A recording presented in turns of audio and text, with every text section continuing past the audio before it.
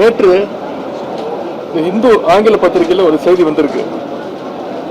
கடந்த 50 வருடங்கள்ல இல்லாத அளவுக்கு இந்த ஜூலை மாசத்துல காவிரி நீர் வரத்து குறைவா இருக்குன்னு அந்த பத்திரிகையில செய்தி வெளியிட்டு இருக்கிறாங்க.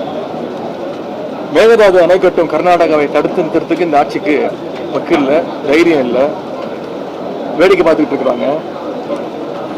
விவசாயிகள் தொடர்ந்து போராட்டம் பண்ணிட்டு இருக்கிறாங்க. இந்த ஆட்சி அமைஞ்சதுலேருந்து இந்த 3 மாசமா யார் அதிகமாக பாதிக்கப்பட்டிருக்காங்க பார்த்தீங்கன்னா விவசாயிகள் தான் பாதிக்கப்பட்டிருக்கிறாங்க. முழு பயிர் கடன் தள்ளுபடின்னு தேர்தல் வாக்குறுதி சொன்னாங்க. ஆனா இப்ப அதுக்கு ஒரு கண்டிஷன் போட்டு 50,000 ரூபாய் வரைக்கும், 50,000 ரூபாய் தானே, 75,000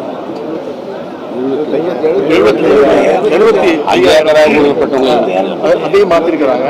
ஆனா அதையும் செயல்படுத்தல. முதல்ல 50,000 சொன்னாங்க, எதிர்ப்பு தெரிவிச்சா 70,000 மாத்தினாங்க. அதையும் முழுமையா செயல்படுத்தல. தஞ்சாவூர்ல நேற்று முன்தினம் ஆர்ப்பாட்டம் நடந்துச்சு. அதில் நாங்களாம் கலந்துக்கிட்டு இந்த பிரச்சனைகள்லாம், விவசாயிகள் சந்திக்கக்கூடிய பிரச்சனைகள்லாம் அங்கே பேசினேன். அதற்காக நேற்று என்னை வீடு புகுந்து கைது செஞ்சாங்க. கைது செஞ்சு எப்படிலாம் அலக்கழிச்சாங்கன்னு ஒட்டுமொத்த தமிழ்நாடு பார்த்துச்சு.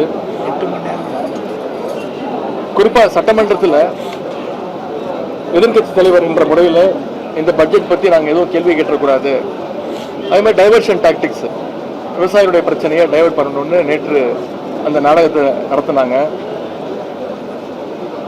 என்ன மட்டும் இல்லை, தொடர்ந்து திராவிட முன்னேற்ற கழகத்துடைய சட்டமன்ற உறுப்பினர்கள் ஒவ்வொருத்தரையும் கைது செஞ்சிட்டு இருக்கிறாங்க. அதிமுக சட்டமன்ற உறுப்பினர்களை பார்த்து பர்ச்சேஸ் பண்ணிட்டு இருக்கிறாங்க. திமுக சட்டமன்ற உறுப்பினர்கள் மட்டும் இல்லை, இளைஞர்கள் ஜென்சி திமுகவினரையும் வலை வீசி தேடி குறிப்பாத்து டார்கெட் பண்ணி அவங்களை எல்லாம் கைது செஞ்சுட்டு இருக்கிறாங்க, வழக்கு தொடர்ந்துட்டு இருக்காங்க. ஏன்னா இந்த ஆட்சியில் அவ்வளோ பிரச்சனைகள் இருக்கு, ஒவ்வொரு நாளும் அவ்வளோ பிரச்சனைகள் இருக்கு. அதையெல்லாம் திசை திருப்ப இந்த கைது நடவடிக்கைகளை இந்த அரசு எடுத்துக்கிட்டு இருக்கு. கடந்த 100 நாட்களா சட்டம் ஒழுங்கு பிரச்சனை சந்தி சிரிச்சிட்டு இருக்கு. குழந்தைகள், பெண்கள், வயதான பெண்கள், இவங்க இப்படி யாருக்குமே இந்த அரசுல பாதுகாப்பு இல்லை. அரசு ஆட்சிக்கு வந்த பிறகு கடந்த 5 வாரத்தில் மட்டும் 4 லாக்அப் மரணங்கள் நடந்திருக்கு. 5 சாதி ஆணவ படுகொலை நடந்திருக்கு.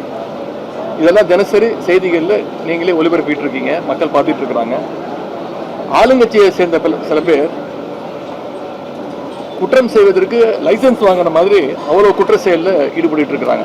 துணிச்சலோடு தைரியமா செயல்பட்டு இருக்காங்க. பழனி கோயில் நில மோசடியை பார்த்து இன்னைக்கு ஒட்டுமொத்த தமிழ்நாடு அதிர்ந்து போயிருக்கு. இந்த அரசு ஆட்சிக்கு வந்ததும் மின்சாரம் வரதுல முதல் நாள்ல இருந்தே பிரச்சனை. இப்போ இபி பில் மிகப்பெரிய ஒரு பிரச்சனையா மாறி இருக்கு. கிட்டத்தட்ட 3.5 லட்சம் குடும்பங்களுக்கு வழக்கத்தை விட பல மடங்கு அதிகமா இன்னைக்கு இபி பில் வந்திருக்கு. அமைச்சர்கள் அரசு பள்ளியில் போய் அங்க இருக்கக்கூடிய மாணவர்கள்லாம் வெளில வர சொல்லி, இந்த கட்சியினுடைய பேரெல்லாம் கோஷம் போட சொல்லி மாணவர்கள் எல்லாம் வற்புறுத்தி அதை ரீல்ஸ் எடுத்து வீடியோ எடுத்து அதெல்லாம் போட்டு இந்த அரசு அமைச்சர்கள் அவங்களுடைய பணிகளை செஞ்சிட்டு இருக்கிறாங்க. அது மட்டும் இல்லை, இன்னைக்கு இந்தியாவே நீட்டை எதிர்த்து போராடிட்டு இருக்கு. அதை எதிர்த்து இந்த அரசு எந்த விதமான நடவடிக்கையும் எடுக்கவே இல்லை. அதற்கு மாறா போராட்ட மாணவர்கள் மீது தடியடையே இந்த அரசு நடத்தியிருக்கு. விலைவாசியும் உயர்ந்துட்டே போகுது. அரிசி விலை பல மடங்கு அதிகமாக இருக்கு. ஆனால் இதையெல்லாம் கேட்டால் முதலமைச்சர் பதில் சொல்ல மாட்டாரு. முதலமைச்சருக்கு பதிலாக பொதுப்பணித்துறை அமைச்சர் பதில் சொல்லணும் அப்படின்னு ஒரு முதலமைச்சருக்கு ஒரு முன்ஜாமீன் வாங்குறாரு. இந்த மாதிரி ஒரு நகைச்சுவையை இந்திய ஜனநாயகம் எந்த மாநிலத்திலையும் எந்த சட்டமன்றத்திலையும் பார்த்துருக்காது. நேற்று பொதுப்பணித்துறை அமைச்சர் பேசியிருக்கிறாரு. அதுக்கு முன்னவர் தீர்மானம் கொண்டு வரணுமா, எதிர்கட்சிகள் ஏதாவது கேள்வி கேட்டுச்சுன்னா அதற்கு முதலமைச்சர் பதில் சொல்ல வேண்டிய அவசியம் இல்லையா, இவங்க தான் பதில் சொல்லுவாங்களா? இதற்கு எதற்கு முதலமைச்சர் அவைக்கு வரணும், இதுக்கு எதுக்கு நாங்கள்லாம் அவைக்கு வரணும் அப்படின்ற கேள்வியை பத்திரிகையாளர் நீங்கள் இந்த அரசை பார்த்து கேட்கணும்னு கேட்டுக்கொள்கின்றேன். கொடுத்த வாக்குறுதிகளை நிறைவேற்ற டைம் வேணும்னு முதலமைச்சர் கேட்டார் ஆட்சி அமைஞ்சோன்னு. இந்த பட்ஜெட்டில் அதையாச்சும் சொல்லுவாங்கன்னு எதிர்பார்த்தேன். ஆனால் அதை சொல்வதற்கு கூட அவங்களுக்கு டைம் இல்லை, இன்னும் டைம் கேட்குறாங்க. எனவே நடக்க போகிற கூட்டத்தொடர் முழுவதும் ஆணித்தரமாகவும் உறுதியாகவும் மக்கள் பிரச்சனைகளை நாங்கள் திராவிட முன்னேற்ற கழக உறுப்பினர்கள் எங்களுடைய தலைவருடைய அறிவுறுத்தல் பேரில் பதில் சொல்ல நாங்கள் கேள்வி கேட்க ரெடியாக இருக்கிறோம். பதில் சொல்ல இந்த அரசு ரெடியாக இருக்க வேண்டும்.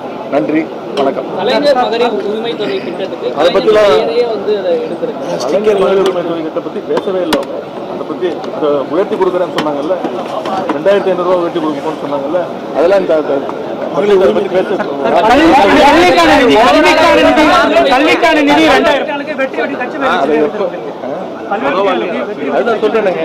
வெறும் அவங்க மாற்றம் சொன்னாங்க இல்லைங்க, நாங்கள் தான் எல்லாருக்கும் மாற்றம் சொன்னாங்கல்ல. அவங்க சொன்ன மாற்றம் இதுதான். எல்லா திட்டங்களும் பேரை மாத்திருக்கிறாங்க. அவங்க சொன்ன ஒரே மாற்றம் இதுதான். கல்விக்கான நிதி